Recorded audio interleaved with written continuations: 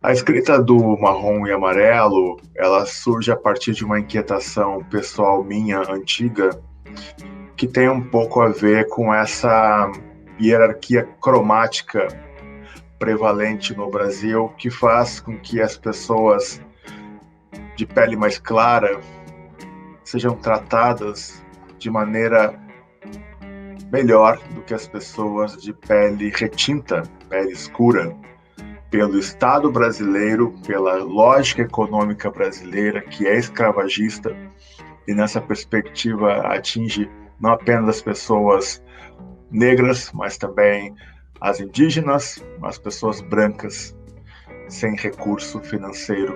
Inclusive a classe média alta, que é branca, majoritariamente branca, e sem perceber, sofre também com essa conjuntura e colabora para a perpetuação dessa conjuntura.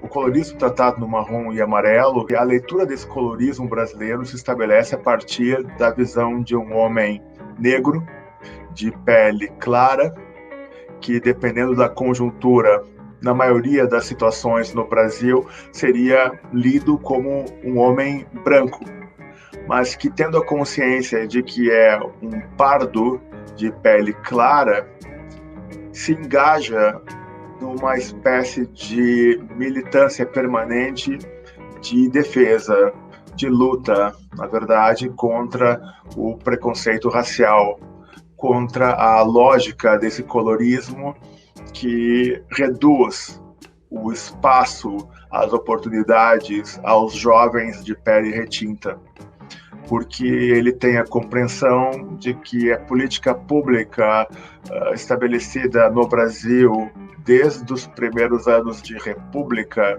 isso lá em 1889, ela é uma política de Estado de eliminação da comunidade negra.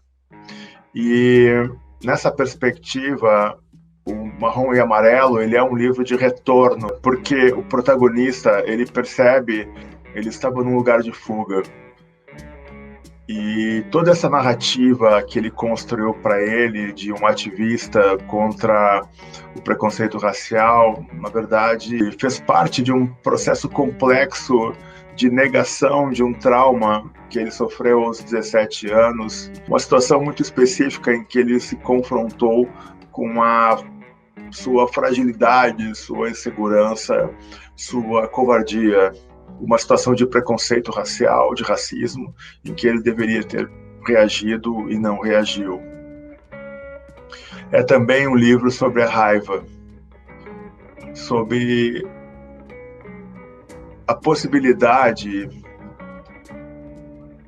da raiva dominar um olhar, uma leitura, uma compreensão de vida, um destino de uma pessoa que não propriamente enfrenta os seus fantasmas, mas abraça a raiva como uma espécie de combustível e escudo que faz com que a sua vida siga em frente, mas ao mesmo tempo lhe cega, lhe interrompe, lhe obstaculiza a possibilidade de compreender o que de fato é importante no curso, na jornada, na caminhada de uma vida.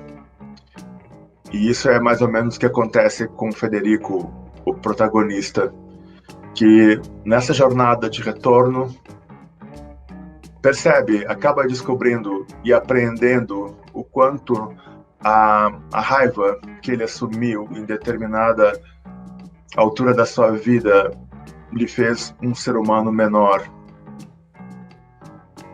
Para a escrita do livro, eu dediquei de maneira constante 6 anos de pesquisa e 5 anos de escrita.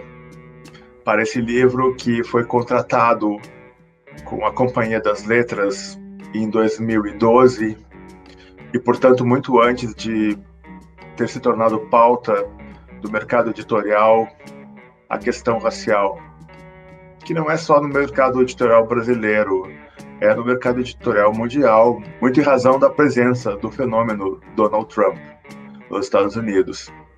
O livro tem 2 linhas narrativas. uma que se passa em 1974, no dia 10 de agosto, e é narrada no tempo presente, porque é uma espécie de fluxo que não se interrompe dentro da cabeça do protagonista. E uma outra linha narrativa, talvez a principal, que é narrada no tempo passado, que ocorre em 2016, justamente o ano do golpe político arquitetado pela direita brasileira, uma direita brasileira que abre espaço para a extrema-direita, para o pensamento totalitarista, neofascista, de extrema-direita, hoje prevalente no Brasil, hoje ocupando o comando, a presidência do Brasil.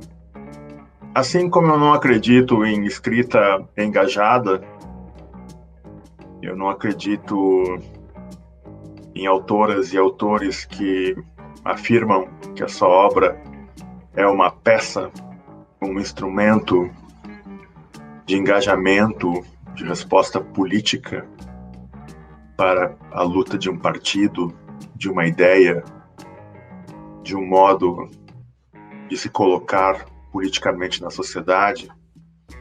Eu não acredito que o lugar de fala limite a escrita ficcional, seja ela qual for. Um livro, ele é político na leitura das pessoas que se interessarem e que enfrentarem a escrita daquele livro. Acho que, sobretudo, é preciso contar boas histórias.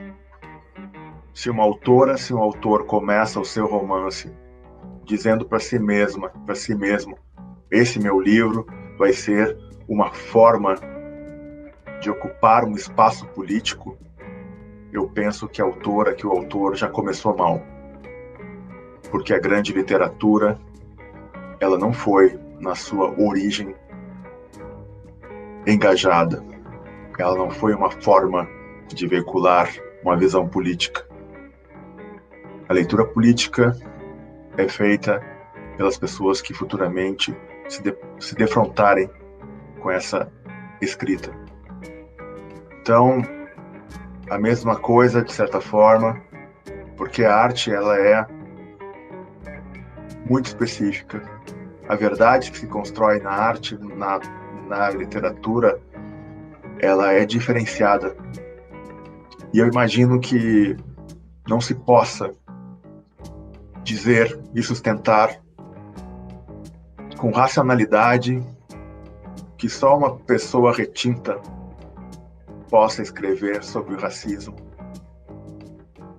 sobre o verdadeiro racismo, que só uma pessoa parda, como é o meu caso, possa escrever sobre a visão das pessoas pardas, dos negros pardos, sobre o racismo. Na mesma medida, não acredito que um homem não possa desenvolver uma narrativa em que, ocupada por uma protagonista mulher, feminina. Na grande balança, o que importa é se a literatura é boa ou não, se o romance é bom ou não, se a narrativa e a verdade inventada são boas ou não. Dito isso, preciso reconhecer que a verdade desenvolvida numa obra literária, na perspectiva média, ela tem muito mais chances de ser bem contada por uma pessoa negra que conhece o sofrimento que sofrem as pessoas negras, pardas, retintas. Quando escrevo com a consciência de que escrevo porque tenho de escrever, não sobre o propósito de escrever o que deverá ficar. Talvez por isso assuma alguns riscos que talvez impeçam de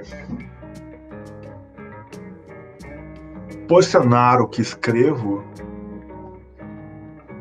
dentro de uma expectativa conjuntural de resposta, de diálogo.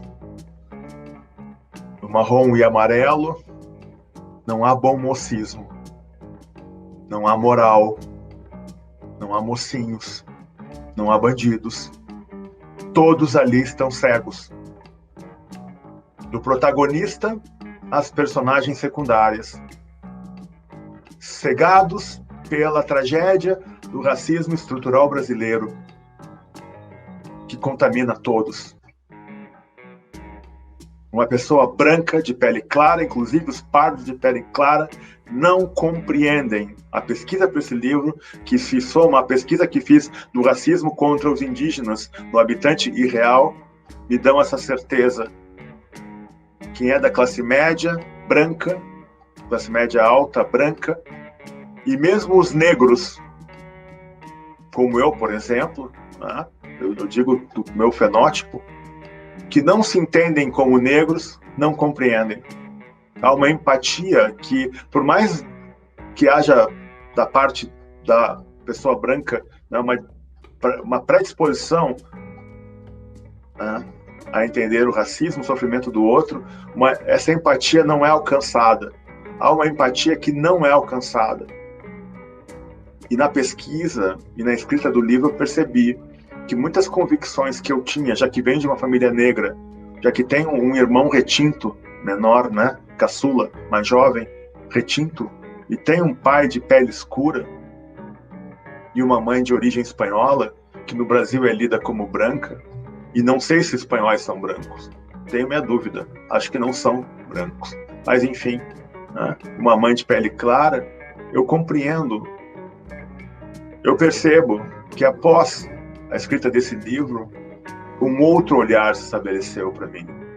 Várias convicções e orgulhos de compreensão da tragédia gerada pelo racismo se ampliaram, alguns caíram. E eu percebi o quanto eu não entendia, por exemplo, a extensão da guerra diária pela qual tem de passar o meu irmão caçula. E estabeleço uma verdade ficcional a partir de uma verdade que eu conheço e imagino compreendia, já que a gente nunca compreende, que coloca justamente esse processo de complexidade, em que é impossível um ponto final. Hoje e daqui a muito tempo. O seu romance não acaba, Paulo Scott. Ele acaba, sim. Ele acaba no arco do protagonista. Mas não vai ter mensagem moral,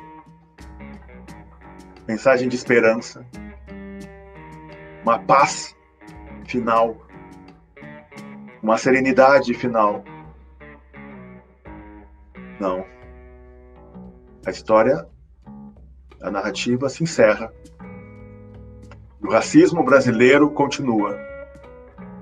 E não vai ser um livro, não vai ser um Paulo Scott engajado que vai acabar